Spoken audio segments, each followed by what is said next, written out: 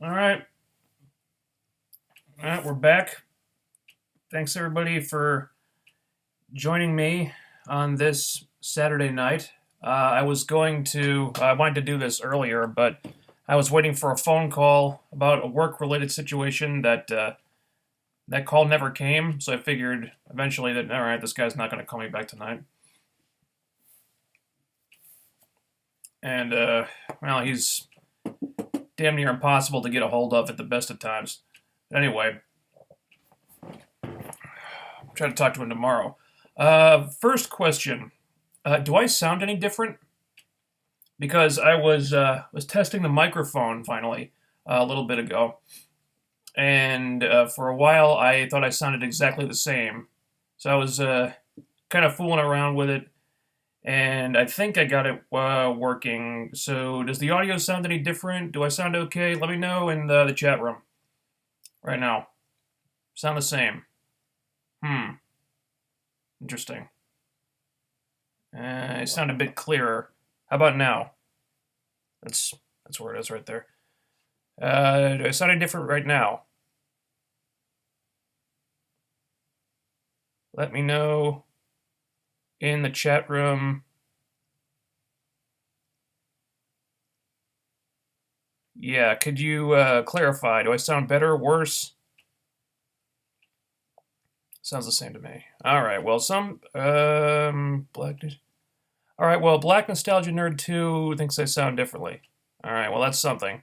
I guess I just still got some just a bit clearer, better. Okay. So I've got a little bit of skirting around to do with this still. But that's all right. Just be clear. Okay. So I will continue to play around with this, and maybe next time we'll have some progress. Anywho, just wanted to give you guys an update on where I'm at currently.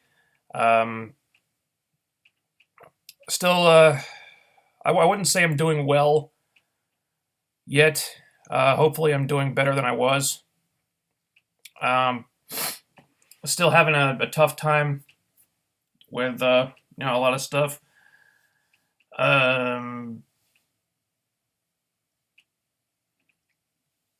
There are some my dad's bills that I'm not sure how he was paying exactly, whether they were set up on auto pay or something else.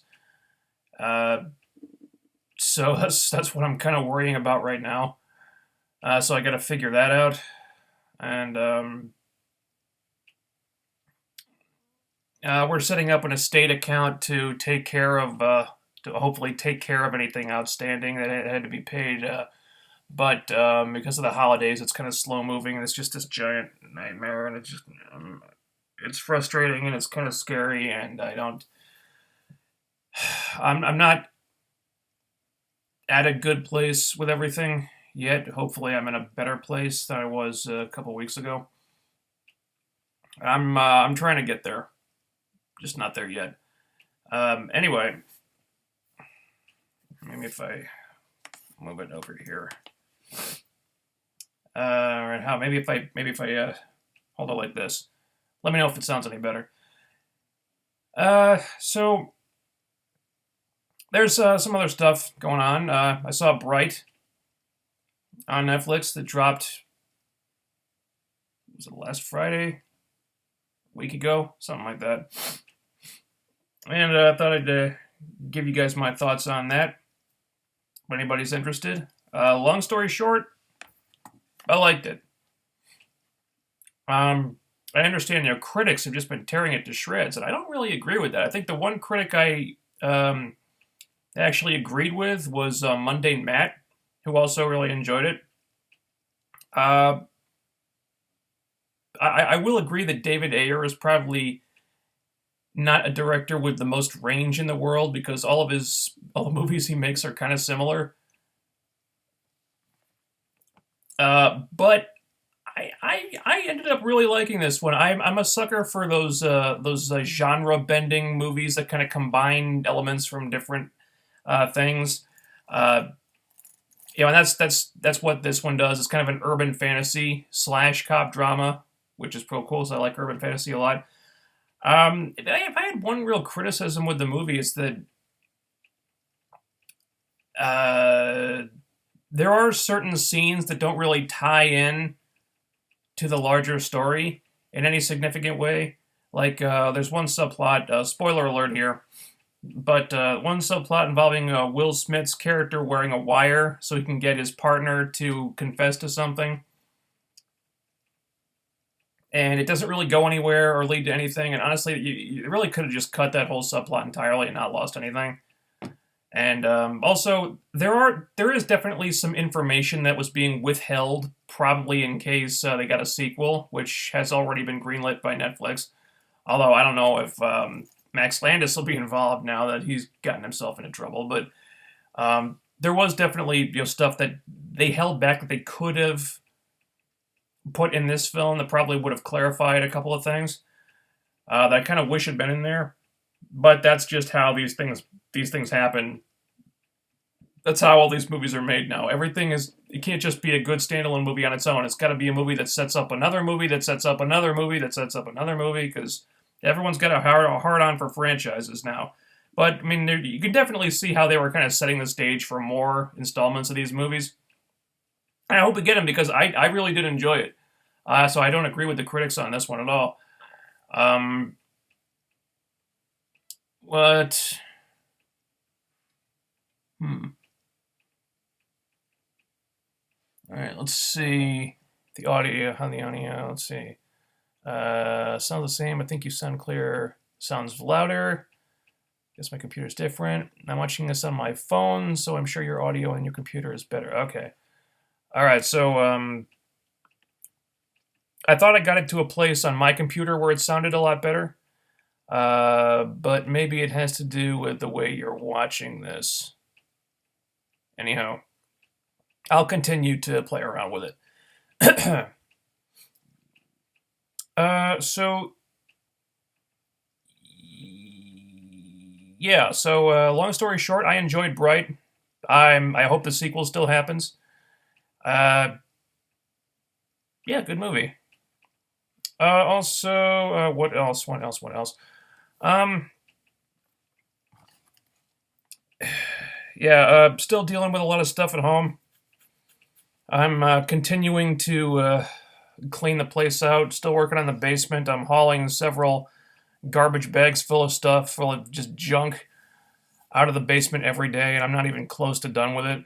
Um, I've gotten rid of the stuff that is just complete garbage, and now I'm getting to the stuff where it's like I feel weird getting rid of this. It doesn't serve any practical purpose, but it's not exactly junk. Like there are some old like projector film strips um of like stuff my dad made, like Summer at the Pool in '81. It's like, so my dad's on there, and it's like, well, God, I don't know if like a projector to run these things even exists anymore. But so I can't play it, but it's like, God, I feel weird about getting rid of something like that. I found my grandfather's high school graduation, like high school diploma. It's like, again, it has no practical purpose. It's just taking up space. But God, how do you get rid of something like that? It's just, so now it's kind of slowing down, where it's like everything I find in there, I kind of have to think about, like, what do I want to do with this? Because I know I got to get rid of as much stuff as possible, but it's just getting progressively harder now. So it's kind of it's becoming more complicated. Last Jedi was awesome. Okay, I respectfully disagree. Let's see. How do you feel about Don Callis replacing John Gaburek? I'm in favor of it. I was not a fan of John Gaburek at all. Okay. Thoughts on Gifted? I didn't have incredibly high expectations for Gifted. but I've been watching it. I'm enjoying it so far. Uh, I don't know what the status of it is now. Is now that Disney has bought Fox, and the X-Men rights have reverted back to Marvel, or will be once the deal goes through. My guess is that they'll probably cancel it, so Marvel can make can focus on their own X-Men projects, which would kind of suck because I am enjoying the show actually. I kind of miss the costumes, but the characters are engaging enough. I like the cast. It's a fun. It's fun. Yeah, they're starting to incorporate more X-Men characters in there. We get the Stepford Cuckoos and the most recent one, which is kind of cool. Um, I think that they've been working on making the non-mutant characters more interesting, which is kind of one of the issues I had at first. Is like I don't really care about the non-mutants, but uh, so far it's been pretty good. Eh, Happy 10 years on YouTube. My God, has it been that long? Wow. Thank you. Uh, anyway, so what else? Jesus, has it been 10? Has it really been 10 years? Yeah, that was my reaction. Can't believe it's been that long. Okay. Next, as some of that new show that I've been talking about doing. This is what the comic show post show that I was doing for the last couple of years, last couple of TV seasons. It's becoming something else, and I've been talking about this for a while longer, and things are finally moving. I wanted to have it done, and I started up a lot earlier, and I was getting ready to start it, and then my life kind of fell apart, and uh, still not in a great place when it comes to that. But I'm trying to make some progress, and I actually have started work on it. I have a new channel that this show is going to be on. It's not going to be live stream. It's going to be all post produced and everything. And I've started working on the first review. It's a test review, so this one will probably not even see the light of day. I'll just make it private, and it's real. This is one that I'm making basically just so I can learn how to avoid the copyright bots and everything. Maybe I'll just post it and keep it as a Patreon reward or something. I don't know. I don't know yet, but I am working on the first review for it. I finished scripting it out today, and I'm gonna go over that and make some edits and stuff, and then record it and then start editing. So I don't know how long it's gonna take because I haven't made reviews like this before. I suspect it'll be a little bit slow going, but once I uh, get that done and figure out how I'm going to format everything, because this is going to be a little more ambitious than what I'm used to doing. It's going to have background music and different types of stuff like that.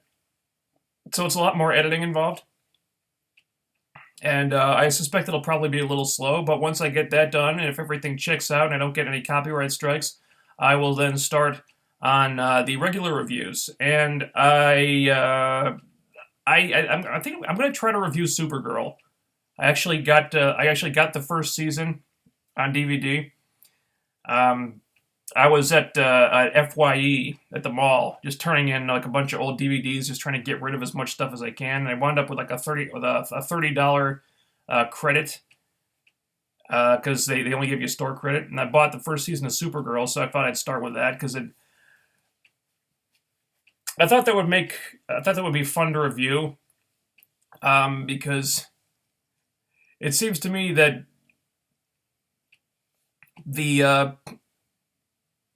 the cringier these shows are, the more incendiary I am, the more the venom starts to fly, and uh, it just makes for juicy reviews. I think that's why I always had so much to say about the Flash. It's just this show. It's not good.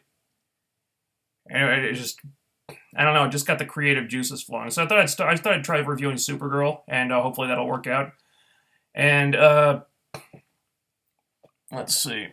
This mean you're gonna stop reviewing TNA? I'm not going away from the wrestling. It's just I don't know. It's just my heart's not in it right now. I guess it's one of those things that just takes time. But I felt like I really needed to change something about what I'd been doing. And as I know I've been reviewing the wrestling stuff for a long time, but the channel wasn't growing, and I don't know I kind of felt like I'd become pretty stagnant in what I'd been doing, and I just really wanted to do something different. I'm still going to talk about wrestling. I suspect I'll go back to reviewing the shows weekly at some point. But I just feel like I can't really do it right now. Let's see. Are you reading any comic books right now? No. Uh, I stopped reading single issues quite a while ago, and I was still getting the trades for a while, and then I stopped getting the trades because frankly, Marvel's comics division has just become complete garbage, and there are signs that a positive change is on the horizon now that Axel Alonso is just out the door, and CB Cebulski is the new editor in chief, and that can only be a good thing. So we've seen some positive changes already. They canceled CB canceled a lot of those embarrassingly bad low selling SJW books. So America gone, Gay Iceman gone. A bunch of others that escaped my that I can't really recall right now. But a lot of those cringy SJW titles are just they're kaput. They're not coming back. I believe Riri Williams is still around, but hopefully we'll be getting Tony back soon, and then maybe Riri can just slowly fade away into nothingness where she belongs. So who knows? I really would like Marvel to be good again. And now that they've got the rights to the X-Men back, maybe they can start giving the X-Men franchise some actual attention, and stop just shitting all over those books. Maybe make Emma Frost a good guy again, and maybe get rid of the time displaced original X-Men from like another. I guess they're from another like a parallel universe now. Just such a dumb idea, Chris. Send them back to their own universe and just whatever. I've ranted about that before. Anyway, I'm getting off topic here, but yeah, the new superhero show review series, it is coming. It's being worked on. I'm working on the first review right now. I hope to get it recorded this week sometime. I'd like to do it tomorrow, but I may or may not be working tomorrow. But clearly, the new microphone needs a little bit of fine tuning. So I'm hoping to get it to a place where it can sound good. I'm trying to adjust the audio levels so it'll sound good for recording, so I get good quality. I thought I had it at a good place before I started this, but maybe not. So I'm going to continue to work with that. And then we can start recording, and I can start editing. And then we can get that new show up and running. But I did start a new channel for it, and I'm hoping to get this monetized. And there will be a Patreon for it at some point, because I'd like to try to build that up and hopefully make a little bit of money on it. That would be cool, because I feel like I'm still in the YouTube dark ages that this channel is not actually monetized. So, not that it would matter, because the viewership is low anyway. But whatever. So this is but that new channel, that's something that I've wanted to try for a long time, and I've kind of actually procrastinated on it for ages. Maybe it was just the idea of starting from scratch with a new channel was kind of daunting, and I felt kind of I was feeling anxiety about that, and that's one of the things I've been trying to change, because I've been trying to identify areas where the anxiety has held me back, because that's one of the things that I've been dealing with in regards to the autism thing. If you hadn't if you hadn't watched the previous couple of streams, I found out that I might have Asperger's. Because apparently my dad had been researching this before. Well, he'd been researching it, and apparently my mom knew about it too. And they talked to a lot of people about it, and they never talked to me about it. And I didn't find this out until recently. And I wish I could have talked to them about it, but I can't do that now. And it hit me kind of hard because I didn't know what it meant or what to do about it. But his family friend who's been helping me, and she found a lot of this information for me. I got a couple books on it, and I'm starting to like read different things about this. And apparently there's this doctor who I don't know if it's in this state or if it's upstate or something, but doctor who does like really comprehensive analyses or diagnoses or whatever of this. But apparently that's like a really long like waiting list. Like you have to make like appointments 3 months in advance or something, and then the diagnosis costs like $3,000. So I'm not there yet. That not ready to push myself to that level because my money is kind of allocated for more pressing concerns. Although I would like to get that done at some point because there's other doctors that can prescribe like medication or whatever to help you deal with that, but you need an actual diagnosis first. So that's important. I guess I'd like to get that done at some point, but right now it's not really in the budget.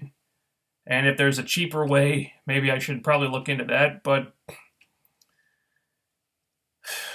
so I'm still kind of dealing with that. I mean, in the meantime, like I said, I'm trying to identify areas where this has held me back, and I guess the anxiety is one of them. So I wanted to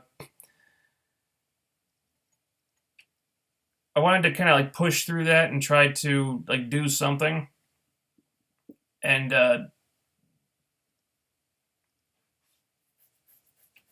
like do something that hopefully is going to make me happy, because I guess that's another thing that I've had trouble doing. So I wanted to give this an actual shot, and I said, "Fuck it! I've been procrastinating on this forever. Let's just do it. Maybe it'll work, maybe it won't, but I want to try." So that's being worked on right now. At nights when during my free time, can't really do it. Can't really do it 24/7 because I've got a million other things that I've got to think about. But I am working on it. Like I said, the first review has been written. I've got a rough draft of the script. I'm going to go over it. I can touch it up and stuff. Hopefully, I can start recording soon.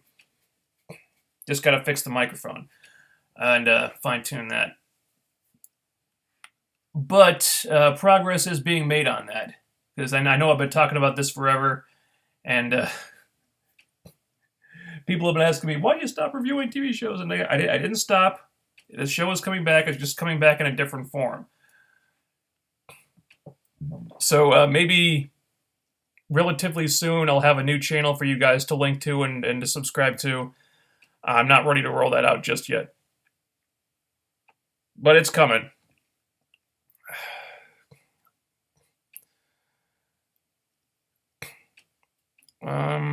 Let's see what you guys are up to. Let's see, how would you have written Riri Williams? Huh. Well,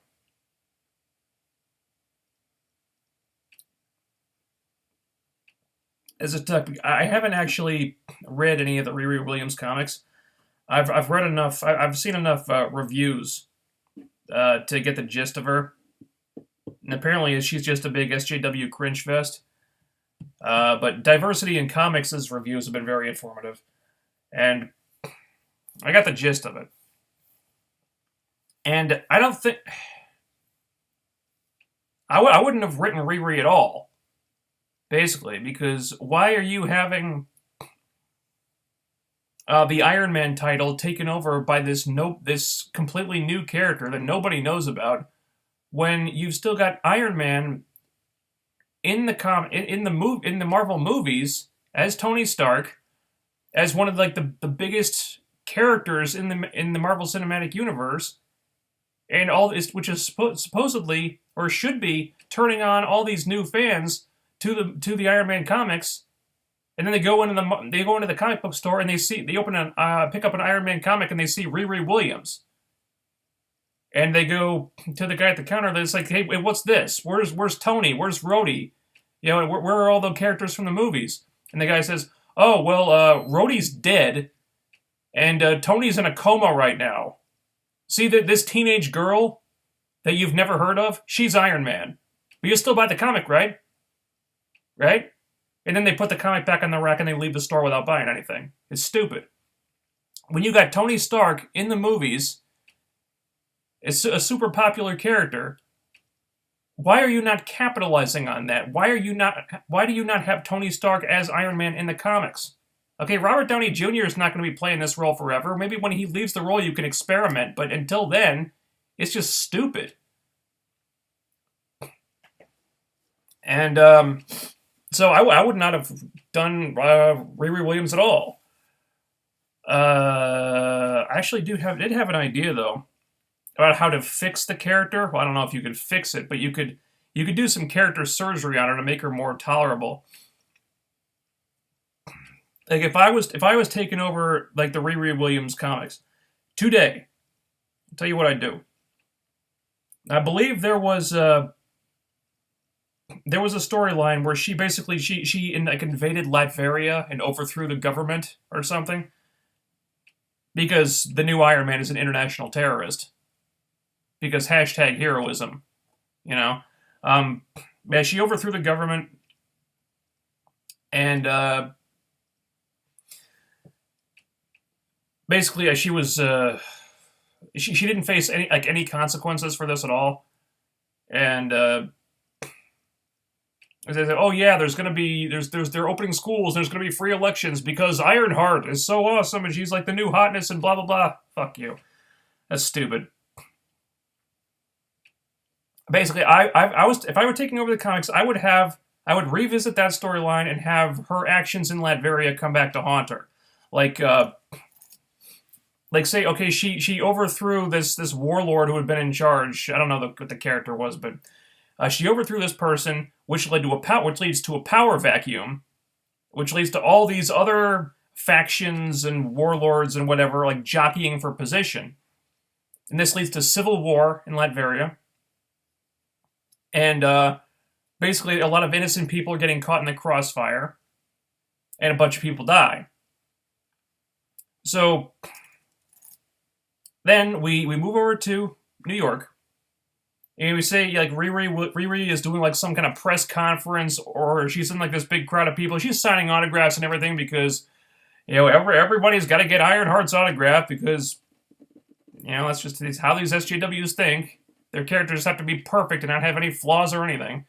So everybody's looking up to her, everyone's adoring her, and then all of a sudden this woman pops out of the crowd, shoots her in the chest, because she's not wearing the armor right now. So Riri eats a bullet. Alright, takes a bullet in the chest. She goes into a coma, she's in the hospital. So S.H.I.E.L.D., they arrest this woman. Alright, they question her. And it turns out she's a citizen of Latveria. And her family, her husband and her son, were killed because of the civil war that resulted from Riri overthrowing the government. Yeah, what's that old saying? Like, even Mussolini made the trains run on time? Something like that? Because she overthrew this warlord, but when she did that, it set off this domino effect, which caused even worse stuff to happen, because now things are even worse in Latveria than they were before, because of the civil war as a result of this person being, dethroned and removed from power.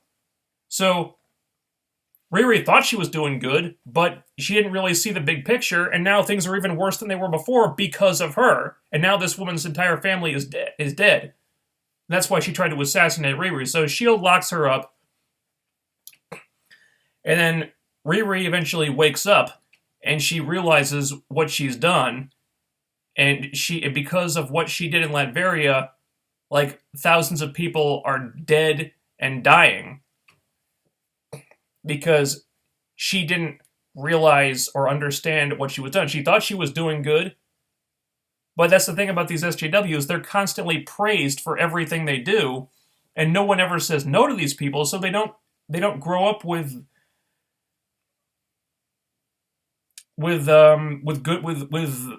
normal impulse control. They don't learn like rational thinking. They don't learn how to think things through in a normal way. They think, well, everything we do is awesome. Anyone who opposes us, well, they're worse than Hitler. They're Nazis. So fuck them. They don't really think about things. They don't think about the consequences of their actions. And that's the problem with Riri. She doesn't think about these things. That's why she overthrew the government of a country in the first place. She didn't think she was doing anything wrong. She doesn't understand how this sort of thing can cause a ripple effect, and have actual consequences. Because hey, she didn't face any consequences because you had an SJW writer writing this stuff. So it would be about the whole storyline would be about Riri facing up the consequences of her actions. Now things are even worse in Latveria than they were before because of her. Because of her, thousands of people are dead. This woman's full family is dead. That's why she tried to kill her. So now you can have Riri come to a lot of revelations about the way she's been acting and the way she's been thinking about things, and realizing, oh shit, that everything that people have been telling me is wrong. All everybody does is praise me and tell me how awesome I am. But then I started to think that myself. So I didn't really think about what I was doing before I went over there, and now all these horrible things have happened because of me. It's all my fault. So it leads to Riri kind of reconsidering like every decision she's made. And so at that point you can change her and rewrite the character into whatever you want it to be. Because now she's reconsidering every decision she's ever made, every choice she's ever made, and she actually starts to think about the consequences of her actions and how what she does affects other people. Because that's something Riri really doesn't do. So you could have her start to face up to these consequences, and you could get her away from eventually you start to give her her own identity, because that's another problem with her. She doesn't have her own identity. She just took Tony's identity. She's working with Tony's resources. She has armor that looks like Tony's armor. She has a Tony Stark AI helping her. Take all that away from her. Make her face, give her some actual mountains to climb. Give her some real challenges. You give her some trials and tribulations to overcome. Take all that stuff away from her. Bring her to her lowest point, and say, have her be like, I still want to help people, I still want to do good in the world, but I can't continue to do it the way I've been doing it, because the way I was doing it was wrong. It led to a lot of horrible shit happening. I don't want to be on the wrong side of history, because that's the side I've been on, and that side is wrong. It doesn't work. So you can have her go away for a while, have her just do some personal work on herself for a little bit, and then maybe, if you must continue to use her, you can bring her back in like a different form. Maybe you give her her own identity. Have her basically be like the recovering SJW. How she used to be an SJW and now she's trying to not be anymore. Now she's trying to be an actual person. So yeah, if I was writing Riri, that's kind of what I'd do. As a character as it is right now, it sucks.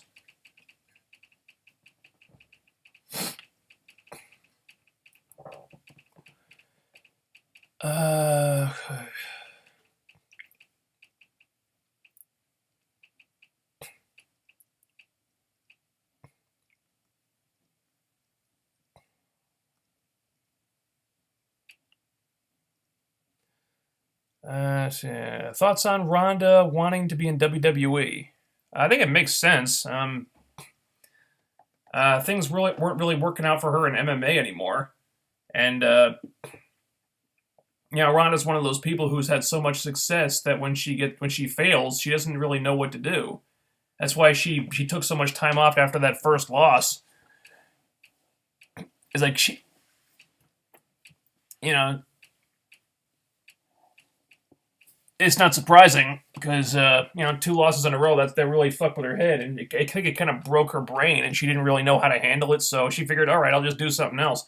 Gina Carano, yeah, she took a loss and then she kind of quit MMA and went off to go make movies, and now she's getting rich being an actor. And hey, if you could probably make more money that way without getting punched in the face, I get it. But Ronda wants to give WWE a try, and she's still got a lot of cachet with those people, so she'll probably still get the star treatment. Whereas her star her star in the MMA community had diminished significantly. But in WWE, she'd be a hot commodity, so I get it. It makes sense. I don't think they have to debut her anytime soon, unless she turns out to be some kind of wrestling prodigy. But if they have her win that Women's Royal Rumble match, I don't know. I mean, I could definitely see it happening, but I'm not really on board with it. The mic issue might be because of the acoustics in your room. Maybe. I'm going to continue to screw around with it. I thought I had it sounding pretty good when I was testing it before. But maybe, I guess, more work is needed.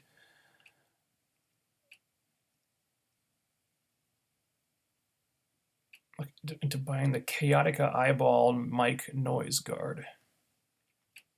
Okay. Happy New Year. All right, thank you.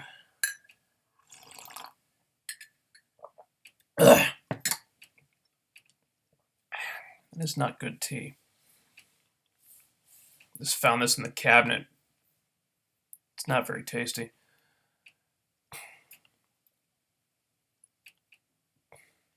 Let's see.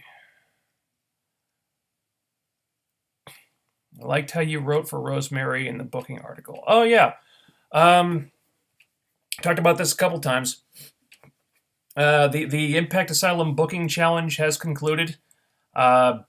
Basically, it was like a contest to fantasy book the first 6 weeks of Impact and ending in a pay-per-view after Bound for Glory.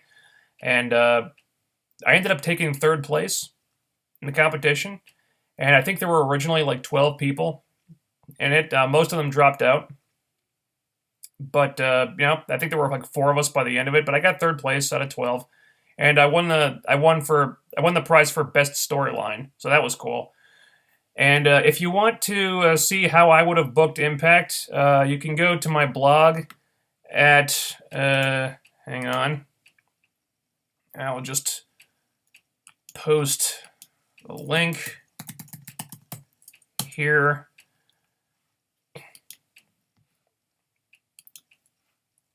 And there. And all 7 installments are posted on that page right there. So you can just go there and click on that. I had to kind of rush a few things about it, but that's more or less how I would have booked it. And the Rosemary angle was the big one. That's the one I kind of put the most time into. Pretty pleased how that one turned out. Nobody managed to guess how it would end. I'm pretty happy with that. But I'd love to know what you guys thought.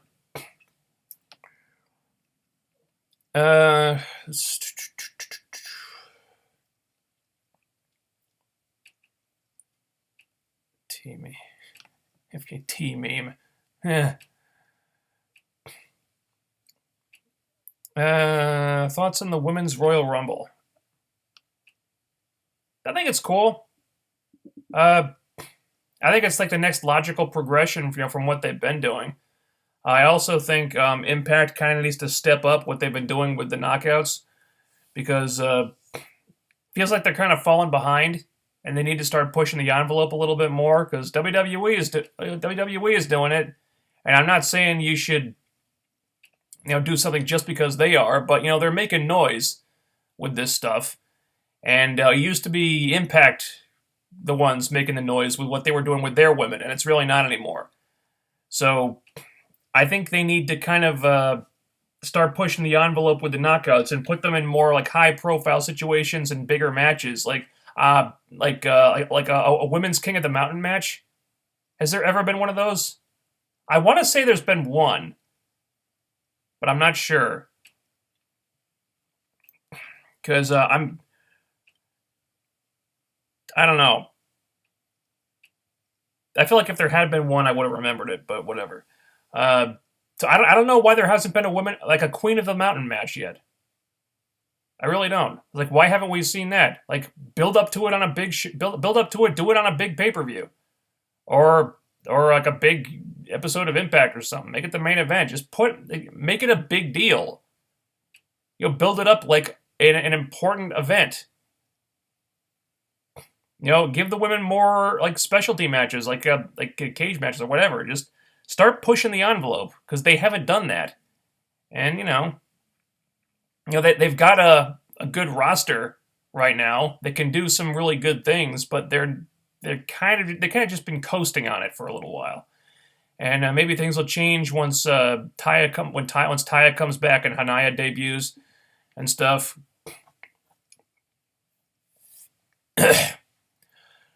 But they got to start hammering that nail harder than they have been.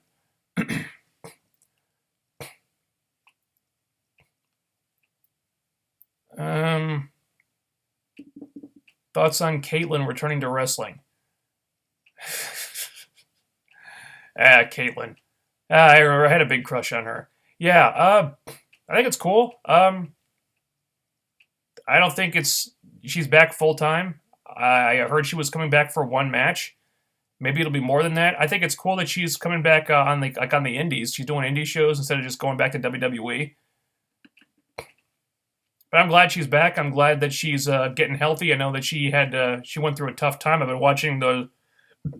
I've seen some of the videos on that channel she started up. Apparently she had some addiction issues, and she went through a rough divorce, and so she's had kind of a tough time. So I'm glad she's kind of getting her life back together. That's nice. It'll be cool if we see her on TV again somewhere. But hey, if she just wants to work some indies, that's cool too. Let's see. I believe there was at a one-night only pay-per-view. Okay, so maybe they did a King of the Mountain Queen of the Mountain match at a one-night only pay-per-view. Okay, well that's stupid. Why would you do it on a one-night only pay-per-view when like barely anybody when those pay-per-views don't mean anything? They take place in a vacuum, so what happens on there has no consequence or effect on what happens on the TV show. So it's like they might as well not even exist. So why would you do a Queen of the Mountain match on one of those shows? So therefore ensuring that it doesn't mean anything. That's stupid. If you're gonna do it on either on a big pay-per-view or a big show or on Impact. Build up to it and treat it like a big fucking deal. WWE is doing the first ever Women's Royal Rumble match, and they announced it like it was a huge thing. And yeah, they announced it in a really cheesy way, but they did something. And they're treating it like it's like a major accomplishment. It's like it's a big deal. So do this that way, And it annoys me. Like the Impact to have so many opportunities, to push the envelope with their women, and it just feels like they're falling behind.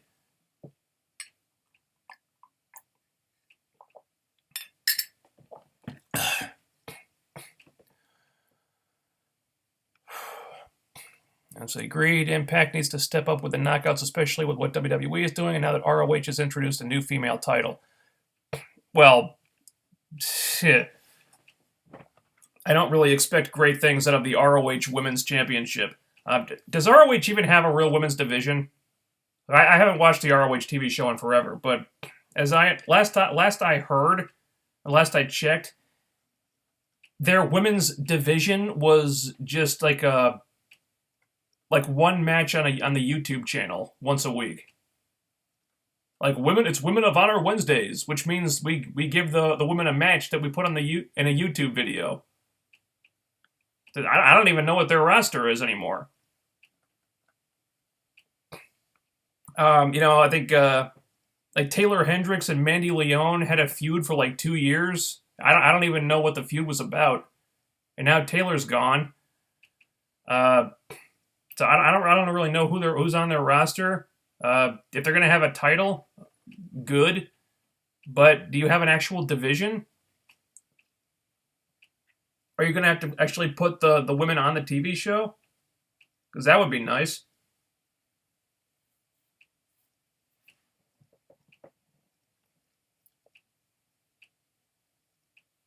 Uh, Queen of the Mountain match at a one night only pay per view. Yes, whatever. Was The Last Jedi worse than the prequels, just as bad, or slightly better? Uh, hmm. I think it was both better and worse than the prequels. It was better in that it was a more it was a better made movie in terms of the direction, the practical effects and whatnot. Because George Lucas just did everything with CG, even stuff that really could have and should have been done practically. So in terms of just the craftsmanship, it was better.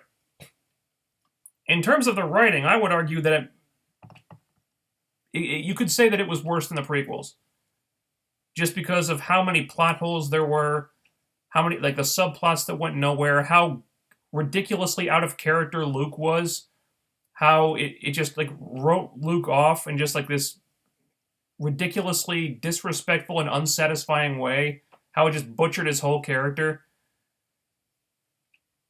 For me, it's the most frustrating Star Wars movie because of how many things it got wrong, how a lot of the original characters were just dismissed so unceremoniously.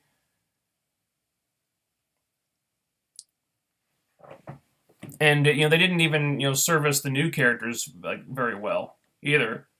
Like I said, Finn, Poe, the new character Rose, their storylines are ultimately pointless. And Rey, I didn't really agree with the Mary Sue accusations in the Force Awakens. Now that's pretty much what she is in this movie. And I did not like so many. I just flat out was not on board with so many of the decisions they made in the Last Jedi.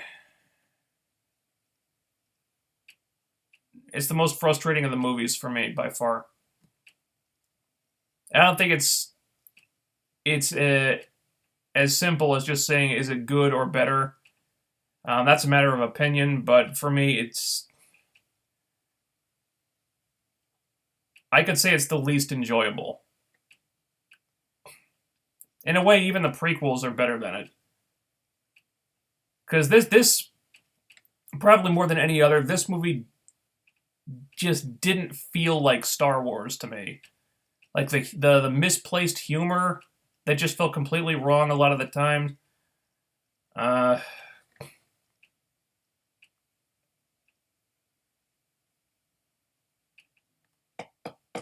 misuse of a lot of the characters. No good lightsaber fights at all. Character work completely ill-conceived. It's just the movie had a lot of problems. Okay, no, there hasn't been a Queen of the Mountain on one night only pay-per-view. I think you're referring to Queen of the Knockouts Gauntlet. They do a Knockouts Knockdown. Oh, okay. No, I'm talking about a King of the Mountain match with the Knockouts in it. So Queen of the Mountain. That's what I'm talking about. Not Queen of the Knockouts, which is like a gauntlet match they do with the Knockouts Knockdown pay-per-view. That's not the same thing. I mean a ladder, and I got like that penalty cage thing, and a ladder where you climb up to hang the belt. That the King of the Mountain match, but with the knockouts in it. That's what I'm talking about. Has there ever been one of those? I want to say there's been one, but for the life of me, I could not remember where or when it happened. So maybe I'm just imagining that.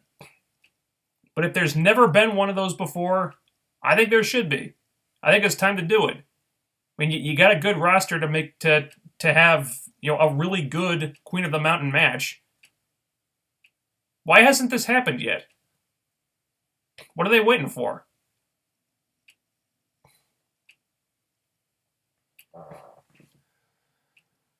Mandy Leon, Sumi Sakai, Brandy Rhodes, Jenny Rose, Kelly Klein. Okay. Jenny Rose is good. Kelly Klein I like. Brandy sucks. Mandy is completely overrated. And I really don't know anything about Sumi Sakai. So, is that it? And I know they've got, girls that make, like, one-off appearances. Like Deonna Purrazzo, she's, works sporadically for, seems like everybody. But is that, like, their whole roster? Because they need more than that. I mean, if they're starting a women's championship, then they need an actual women's division. That's not enough. Of course, they only have like one match a week on the YouTube pit channel, so I kind of doubt that they're intending to push this thing that hard.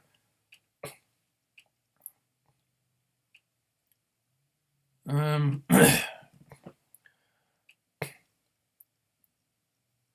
right, Brandy, Mandy, Jenny Rose, Sumi, Deanna, Karen Q, Faye Jackson, Kelly Klein, Scarlett Bordeaux, Solo Darling, Stella Gray. All right, I'm not familiar with all of those women. Thoughts on Jeff Jarrett trying to get GFW off the ground again for like the third time? Oh, jeez, Chris. Is he really? Dude, he's got to let that go. He's got to let that go.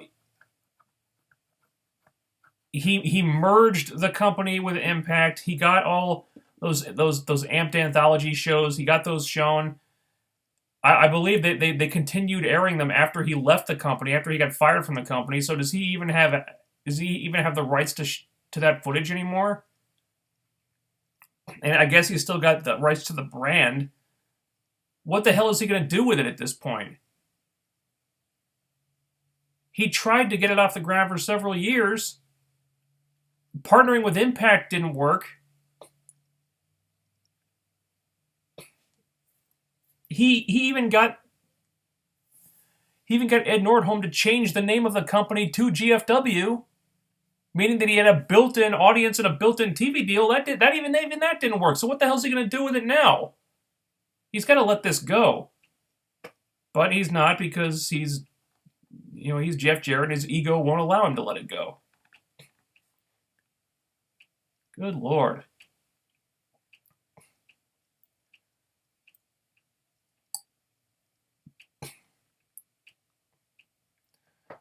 Okay.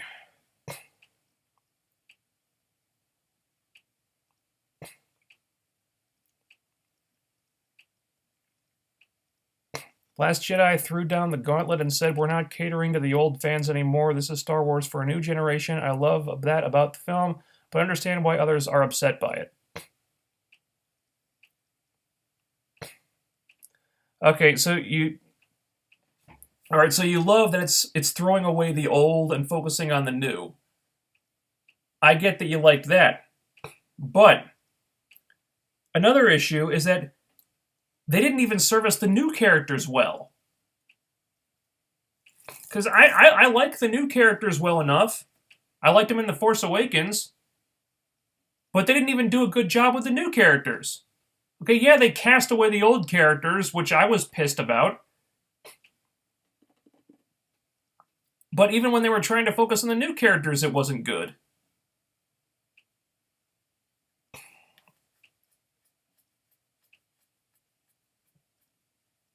Like, if you want to like focus on the new cast, okay, fine, but at least do it well. I mean, you're jettisoning the old characters for these people. They better be up to the task. But the new characters just weren't. They weren't treated well. They didn't get good development. Their subplots were inconsequential. Even Rey, the main character, is not treated well. She gets the SJW treatment. Pretty much the only character that gets like logical, like progressive development was Kylo Ren. Not that I actually liked what they did with him, but at least his development felt natural for the most part. But yeah, the new characters they weren't treated well either. So I'm not. Hey, if you liked it, okay. I don't understand why people are liking it though. It's just I walked out of that movie thinking that wasn't going to satisfy everybody, because no matter what they walked in wanting out of the movie, I felt like they were going to leave disappointed.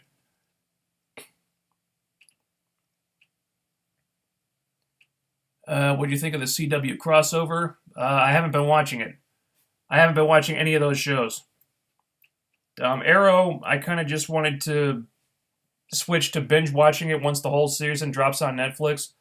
So I haven't watched this season of Arrow, but I guess I'll watch it when the season's over, and I can just go through it in like 2 weeks and then move on.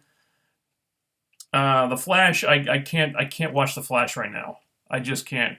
Look, I got enough to be miserable about in my own life right now. I don't want to add watching that show to the mix, because I'm not reviewing it at the moment, and if I'm not reviewing it, I got no reason at all to watch it. Because if I hadn't been reviewing it for the comic show post show the last couple seasons, I would have stopped. Maybe I would have watched like the whole first season, but after the season 1 finale, like, I'm gone.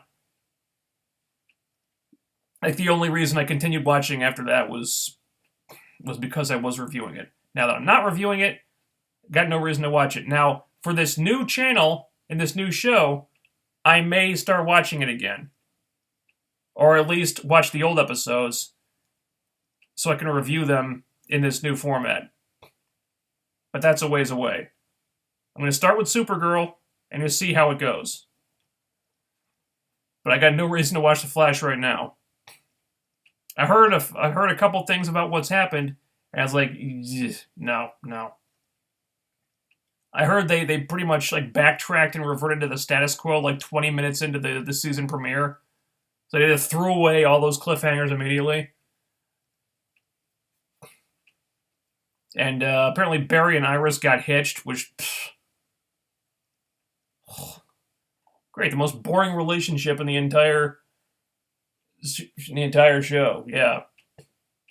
Did anybody really want to see that? For Christ's sake. No reason to watch that. Thoughts on Woken Matt Hardy? My thoughts on Woken Matt Hardy are that WWE has no idea what to do with this gimmick. I think it definitely comes off more clownish than Broken Matt Hardy did, because they're putting the emphasis on the wrong things. Like he just stands in front of a curtain and goes, yeah, ah, ah, and he cuts entire promos like that, where they just linger on him, like making the weird faces and doing the crazy laugh. Ah! But you know, when he was the Broken Matt Hardy doing the Broken gimmick in Impact, they did all those the Broken Universe vignettes at the Hardy compound with all the crazy cast of characters like the Senor Benjamin and Vanguard 1. Where the hell's Vanguard 1? And the dilapidated boat and the decrepit erection. And all that stuff. That was a big part of the act, and it was a big all the crazy kooky characters are what helped that gimmick get over. They're not doing any of that. They're not filming his segments differently. They're not doing like the vignettes at the Hardy compound. He's just acting weird. That's all he's doing. So they're doing the gimmick, but they're not committing to it. They don't understand what made it work in Impact.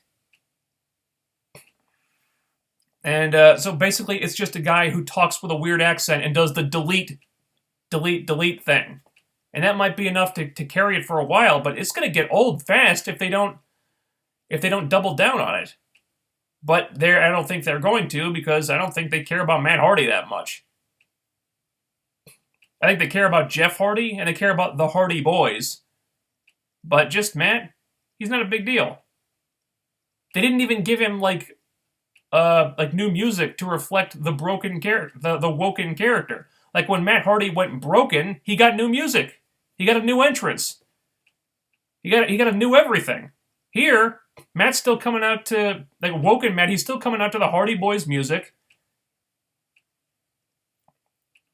You know, he's still doing the same entrance pretty much. He's just talking weird and acting weird, and that's it. So they're not letting him do all the stuff that really got the gimmick over. And so like, all the signs are there that this is not going to work because they have no real investment in it, really.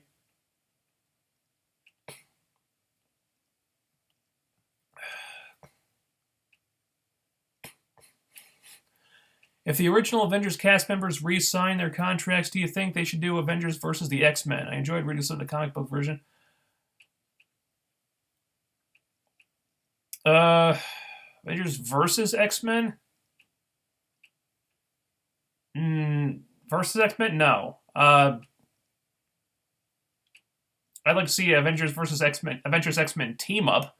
I thought the Avengers versus X-Men comics were terrible. I thought the whole reason for them to be fighting was completely contrived and manufactured and made no sense, really. Yeah, because like Tony Stark is going to be lecturing the X-Men on how to handle the Phoenix Force. Yeah, that makes sense. Good one, Tony. Yeah, so did not like that at all. Well, I don't think the Avengers cast are going to be re-signing their contracts anyway. Or not most of them anyway, because Robert Downey Jr. has been playing this character for what, 9-10 years now? He's going to want to move on at some point. I think Chris Evans is pretty much done. I think he said the only reason he signed on for these last 2 Avengers movies is because it was going to wrap up everything. So I wouldn't expect him to stick around. I think they might get might get a couple of them. But not all of them.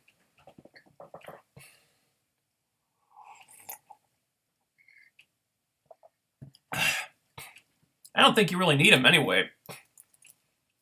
Because now that they got the X-Men rights, I think you could probably build a whole new phase of Marvel movies around just the X-Men franchise. Because you could do X-Men and all the spin-offs. You could do New Mutants. Not like the stupid version they're doing, Fox is doing now, where it's all like in a haunted house or some shit. But you can do New Mutants, you can do X-Factor, X-Force, all the different offshoots, and you can do them well, because Marvel's going to know how to do them well, because Fox, they've been screwing up a lot. And, they got lucky a few times. I think Deadpool, you could pretty much just take Ryan Reynolds and just transplant him into the Marvel movies, and you have him be self-aware about it and say, oh yeah, we used to be at Fox, now we're at Disney's Marvel and stuff, and you can have him poke fun at that. Otherwise, they're probably just going to want to start fresh. I think that's for the best, because the Fox X-Men movies have gotten very continuity heavy, and I don't know what's in continuity and what isn't anymore. And they've rebooted these things a couple of times now. Deadpool was kind of an unofficial reboot. New Mutants looks like it's going to be a reboot or just doing its own thing. And I don't know how that ties in, and I don't know where The Gifted ties into the continuity or if it even does. It's kind of a mess. So I'm totally on board with just rebooting the whole thing in the MCU and starting from scratch. And like I said, there's so many great X-Men stories. They could do probably more than one phase on just the X-Men franchise. It's still in the early goings. I think the next phase is going to be like the Marvel Cosmic Universe, where they do a lot more spacefaring stuff. And that's where Captain Marvel is going to fit in. And, you're going to have some characters carrying over. Like Doctor Strange. We still got 2 more movies with him. Maybe more, who knows. But after that, I think it's going to be they're gonna go hardcore on the X canon, and I'm looking forward to it. Uh,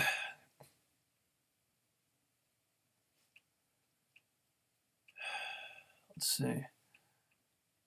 Um,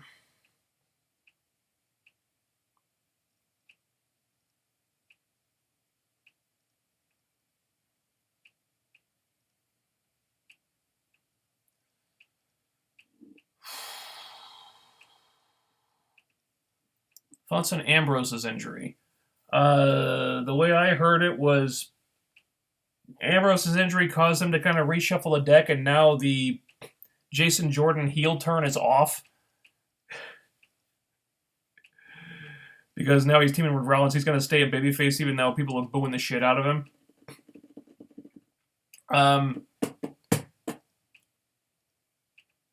Which I think is just stupid. Matt has a new theme music, was debuted at Madison Square Garden. Does he? I was at a WWE house show the other day. I wasn't planning to go, but now my brother got me tickets for my birthday, and we went together, and so I was at the house show on the 28th, so 2 days ago, and Matt was there, and he just came out to the Hardy Boys music. So I don't know if did they do another show since then? I don't know, but yeah, he was at Hardy Boys music, and Jason Jordan was in a match, and he got nothing but boos. So okay, Ambrose went down with an injury. I get you have to change plans, but why call off the Jason Jordan heel turn? People aren't going to boo this guy. People aren't going to cheer this guy the way he is. So, I mean, the wind is blowing one way. Why do you have to work against it? It just seems stupid. He had new music at the house shows this week. Not at the one I went to. And of course, he'll say he has creative control over the angle. He wants people to have their hopes up. I guarantee you he doesn't have half as much creative freedom as he did in TNA. Oh, I very much believe that.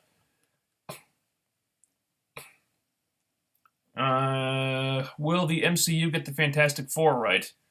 Well, I don't know. Honestly, I don't know if anybody could get the Fantastic Four right at this point. I mean, if anybody can do what Marvel can. But I don't know. I mean, nobody's been able to do it yet. There's been 3 different incarnations, if you're counting the Roger Corman version, and they've all been terrible. So I think with the Fantastic Four, maybe they should just back off for a little while. Just let that franchise sit for a couple of years. Let those previous movies just kind of fade from memory, and then bring it back when there's some demand for it. Because I don't know. I mean, I trust Marvel to do it right, but still, they're going to have a tough time getting the audience to accept the Fantastic Four in a movie at this point, I think.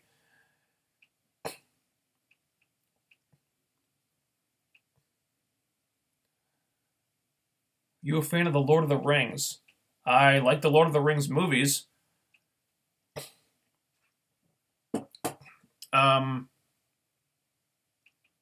thing, I was cleaning Dad's basement last week, and I found the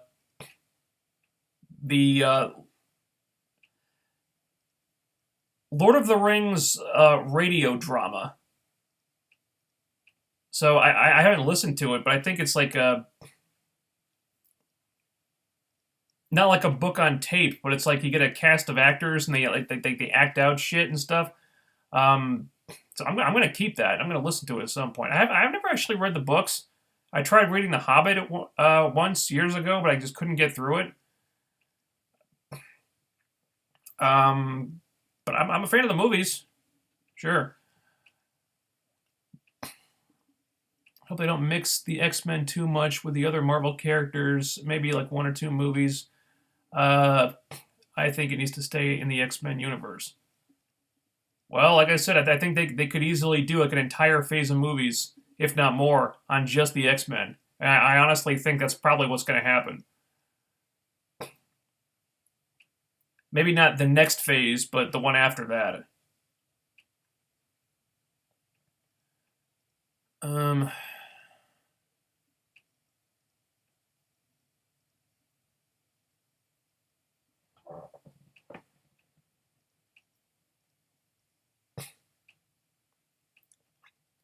Out of all the questions in the world, what people want to know, forget politics and all that stuff, how did Pod get laid with the working girls and not accept the money? Well, they didn't accept Pod's money because he was just really, really good at sex, apparently. That's why Tyrion and Bronn were asking him for advice afterwards. It's like, what exactly did you do, Pod? Give us some pointers. If Tyrion is asking you for sex tips, that the guy must be the kid must be good. Tyrion has a lot of sex on Game of Thrones. like you said in the pilot, the gods gave me one blessing.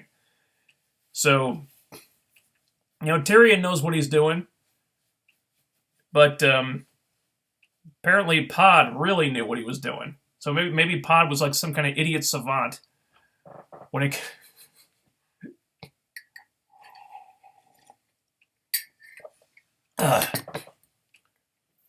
We don't know what exactly he did, but I like it that way because your imagination does the work for you. What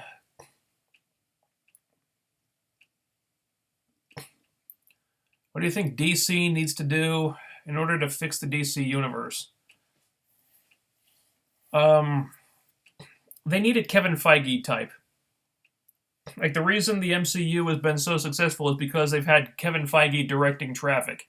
And yet we have seen there have been instances where filmmakers have kind of chafed under his restrictions.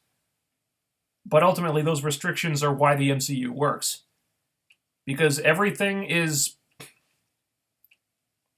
It feels like it's in the same universe. The movies have to follow a certain type of formula, but ultimately they feel like they all go together. And one of the problems with the DCU is they're all over the place. They don't have a Kevin Feige directing traffic, and maybe the filmmakers feel more freedom working on those movies, but that also has a negative effect because it's too schizophrenic. Look at Batman and Batman v Superman, and look at Joker and Harley in Suicide Squad. Did they look like they fit? Did they look like they match or belong in the same universe? They really don't. So it's problems like that that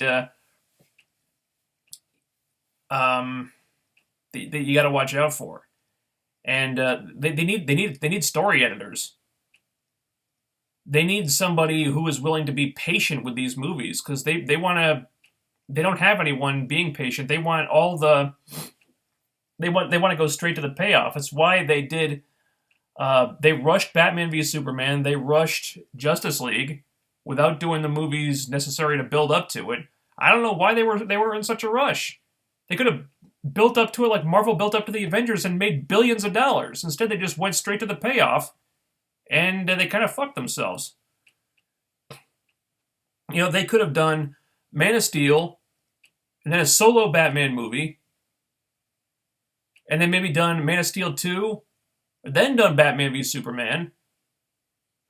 In the meantime, they could do Wonder Woman, and a Flash solo movie, and an Aquaman solo movie, and a Cyborg solo movie, and maybe in those movies you could have had, in supporting roles, the characters from Suicide Squad, introduce all those people, and then take all these people that have been introduced in the other movies and throw them into Suicide Squad, give them their own movie, ideally with a script that wasn't rushed out in 6 fucking weeks,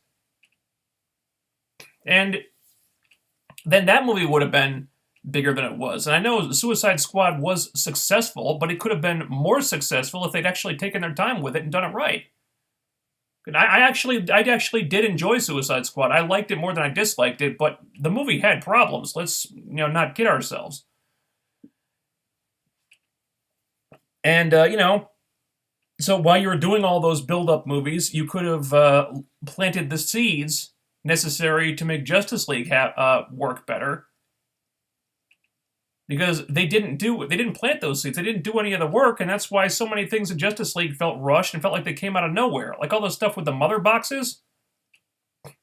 I guarantee, if you're not familiar with the DC comics, I guarantee you one of the first fucking things you go into that movie thinking are, what the fuck is a mother box? And why hasn't this been mentioned before?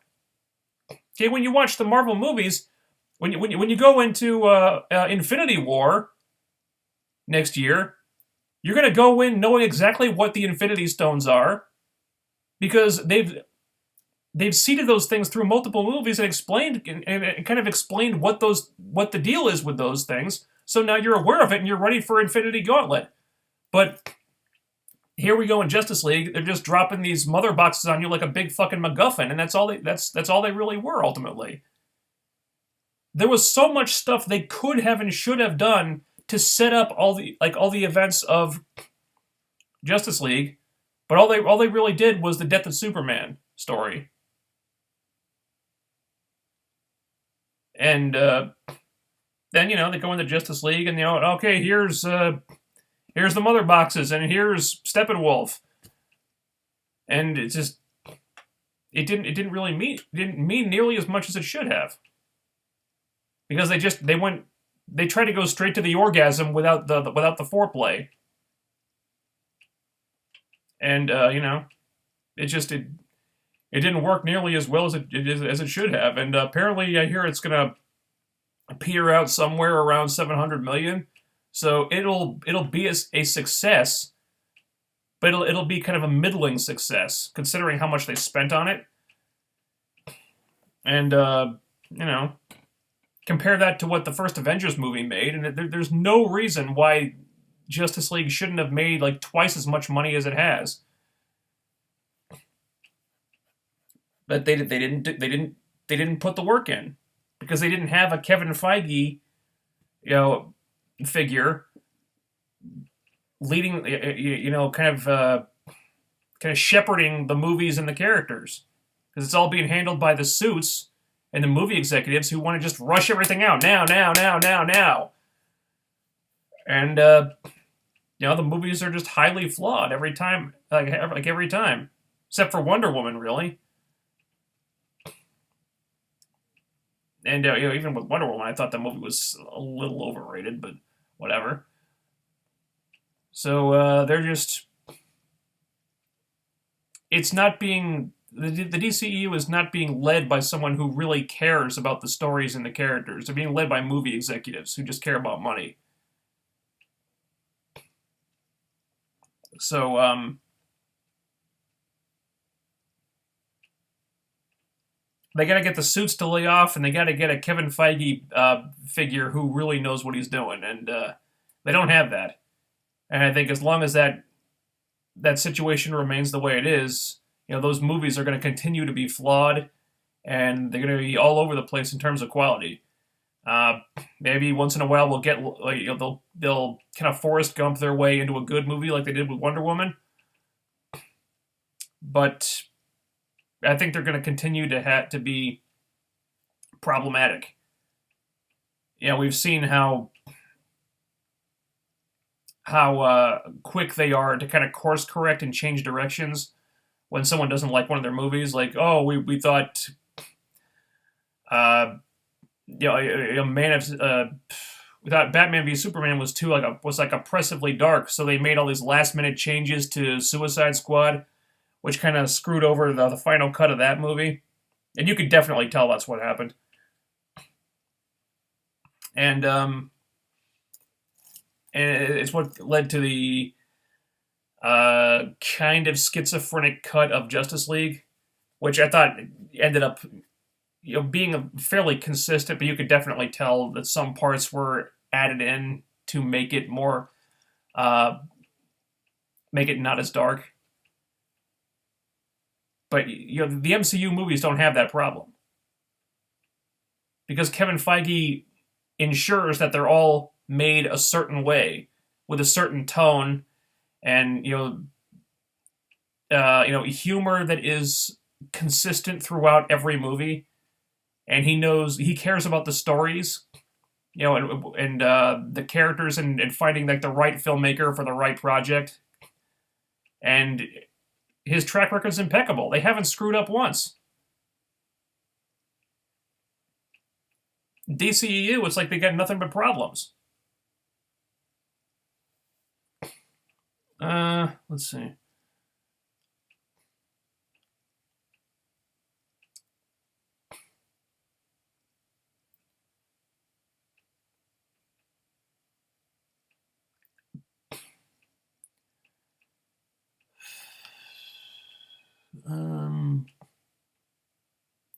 How was the house show? It was fun. Uh, you, you can definitely tell that they're not like super invested in the house shows because there's very little fan interaction at WWE house shows. They kind of just once they got your money, they're just gonna go out there and uh do like the bare minimum and then leave. I could do with like more promos to to get like an investment in what's happening. Like one of the more entertaining matches, no joke, was the cruiserweight match because Enzo cut a promo first, and he got the crowd riled up, and he did some entertaining stuff. And I mean the match wasn't anything amazing, but the promo helped, and it made you have more of an investment than a bunch of random people just came out and have a random match. Uh, then there was this segment where you could tell like they're not even really trying. They have Elias and Galanderson come out, and Elias sings a song, and he didn't like change the lyrics or like insult the fans or anything. He just sang a song, and then Kane comes out, and then Gallows calls him a nerd, and they kind of insult Kane, and it's like, gee, I wonder what's going to happen now, and then Kane just beats them all up. It's like, well, what the hell did you think was going to happen? You know, it's like you can tell they're just kind of going through the motions at that shows. I enjoyed myself, but a little more like effort from like the writers, like give them maybe do like in-house angles or something, or in-house storylines that like begin and conclude on those like on one show or something. I think that would help a lot. But they're just going out and having random matches, and they're not really involving the audience in any real way. Like I've been to TNA house shows where they involve the audience a lot, and WWE shows it's not like that. I still enjoyed myself. It was fun just like getting out and doing something. And my brother actually came with me, and even though it's really not his thing, but yeah, I had fun, just hanging out with him and stuff. Uh,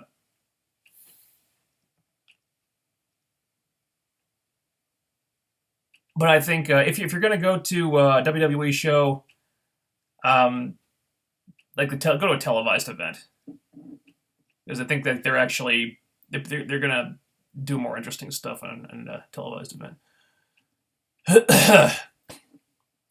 Think about the Women's Royal Rumble announcement, both how the announcement was done and the match itself. I thought the way the announcement was done was pretty cheesy. How all the women are fighting, and then the second Stephanie comes out, they all just stop fighting, and then she makes this announcement, and they're all applauding.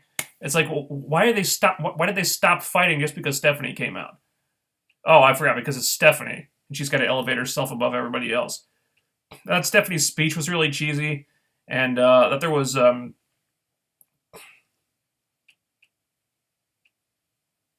I'm glad they're doing it.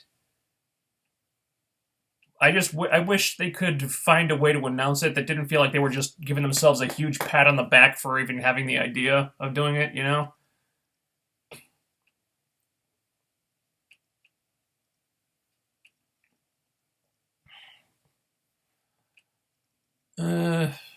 Ever watched Black Mirror? No, I have not.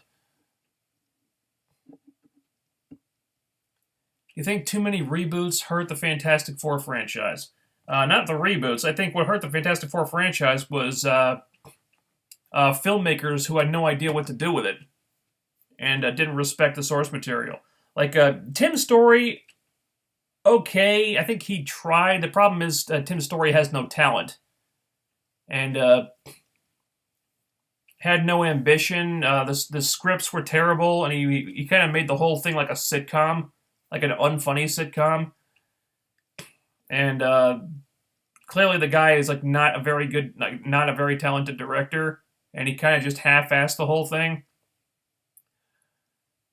Uh, I think he was in his own way kind of trying to be respectful of the source material, but he didn't have the talent or the vision or the anything to pull it off well, and so it felt like such a those two films just felt like such bush league efforts, complete bush league, and then with the reboot with Fant Four Stick, it felt like Josh Trank just didn't respect it and just wanted to make it his own thing, and they were definitely taking a lot of lifting a lot of elements from the Ultimate Fantastic Four comics, but they went too far in the other direction, and I felt like that the Fan Four Stick had some good elements to it. I felt like there were moments when they were almost onto something there, but it felt like that there was like massive studio interference on that movie. And the final cut was just it was not good, and clearly it was another case of the studio not understanding how to do it or what made the project the property work. Look, I have no attachment to the Fantastic Four comics. But if you're going to do those, find someone who loves the Fantastic Four and who isn't going to, put their ego ahead of doing justice to the property. Sorry, I gotta go. Gotta hit the bathroom 1 second.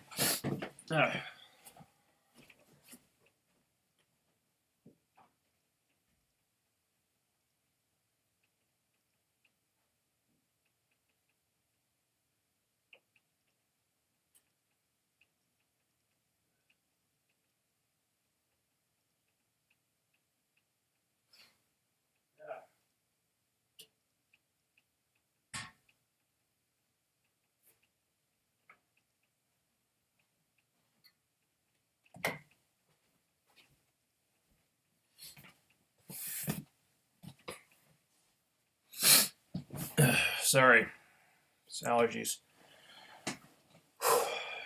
So, yeah, with the reboot, it was like they didn't really care about doing justice to the comics. You could tell because of all the unnecessary changes they made. Like what they did with Doom. It's like, well, why are you? This isn't Doctor Doom. Why are you doing it that way? There's no reason. They just wanted to make it their own thing. So I don't know why, and I don't know why you would do that. It's like, well, why are you having filmmakers make these movies when the filmmakers aren't a fan of the property to begin with? Well, you're just asking for it to. You're just asking for the movie to fail at that point.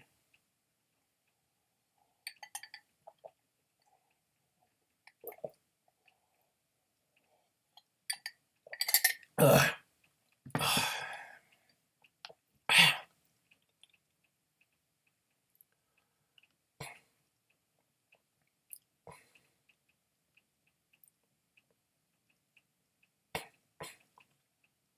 In another house show, Kane did a duet with Elias. Yeah, I heard about that.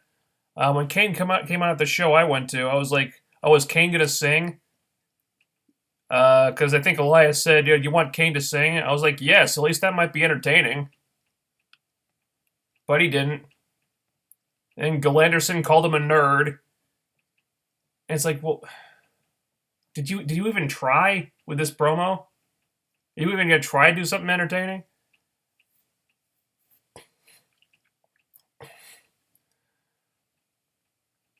Should Jinder be the U.S. champ since he's no longer WWE champ? No, Jinder Mahal sucks.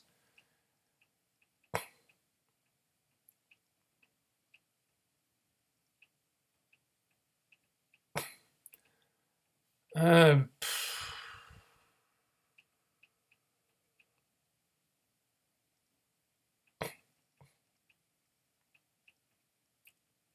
all right. So,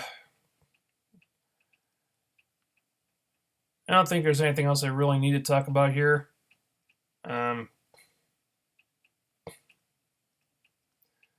Also, probably have to get up kind of early tomorrow because I got to get in touch with this guy from work.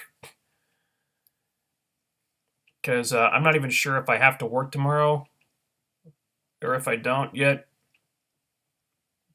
Because needed to talk to him about that, among other things. So this guy's impossible to get a hold of, so I gotta try to track him down tomorrow. So I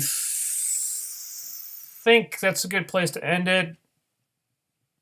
Don't really have anything else I need to talk about. Still dealing with a lot. Still trying to process the Asperger stuff. Still trying to get like Dad's house in order. Got a lot to clean up. Got like the bills to think about. So I got a lot on my plate. Just trying to deal with it the best I can. Also, I'm trying to get like the new show up and running. Like I said, working on the test review right now. Got it written out. I hope to get it like recorded and start the editing process this week. But I've got to got some adjustments to make with the microphone still. So maybe the next time I talk to you guys, I will have that better, working better the way it's supposed to. And do some more audio tests in the meantime. But maybe the next time I talk to you guys, I'll have something for you to link to. I actually did open the new channel. I'm just not ready for people to know about it yet. But we'll see. So I guess I'll talk to you guys soon. Kind of all over the place with this stream, but it was just nice to talk to somebody. Because I probably don't talk to people enough. Probably a little bit isolated.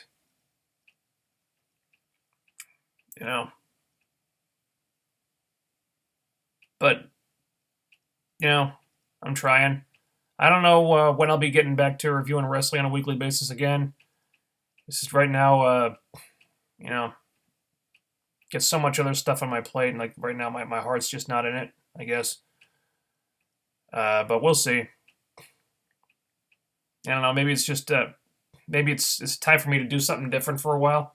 And that's why I'm gonna put my energy into this the new show. So maybe when I get that up and running, I can think about getting back to the wrestling. But in the meantime, I'm still doing wrestling content. Like I said, go to that link and tell me what you think of my fantasy booking for the Impact Asylum Booking Challenge. I'd love to know what you guys thought about it. And so yeah, check that out. And I will talk to you guys, I don't know, in a few days, maybe next week. I don't really have a set schedule for these things, but I'd like to do at least one stream a week to talk to everybody. And so yeah, thanks for tuning in, and I'll talk to you guys in a few days, hopefully. See you later.